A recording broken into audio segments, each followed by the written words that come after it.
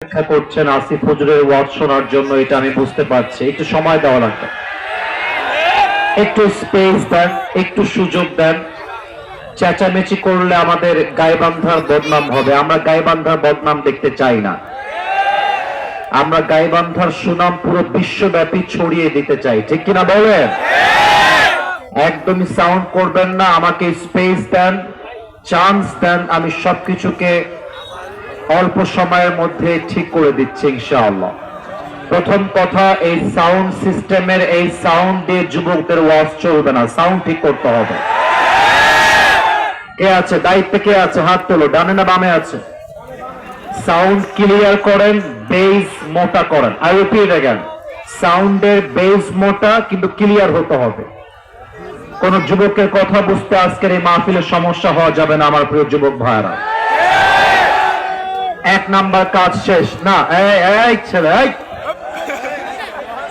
বসো। আশ্চর্য কথা, যে ক্যামেরায় আজীবন আমার ওয়াজ শুনলা সে ক্যামেরা নামবে কেন? সে ক্যামেরা তো উঠবে উপরের দিকে। স্টপ, থামো। অযথা চিল্লা চিল্লি, মারামারি, কেউ কোন প্রকার আওয়াজ করবেন না। ক্যামেরাম্যান ক্যামেরা লাগিয়েছে, সুন্দর করে সেট আপ করে ওরা ওদের জায়গায় বসিয়ে যাবে। এবং এটা যে গাইবান্ধার মাটি, ইসলামের ঘাঁটি, এটা মিডিয়ার মাধ্যমে পুরো বাংলাদেশকে জানতে হবে আগামীকাল সকালবেলা।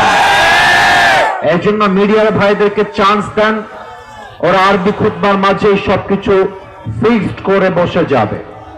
সাউন্ড কিন্তু এখনো এক পয়সাও ঠিক হয় নাই, অনেক বাজে সাউন্ড। কিন্তু আমি আবারও বলছি, আমি কোনো মানুষের সঙ্গে খারাপ ব্যবহার পছন্দ করি না।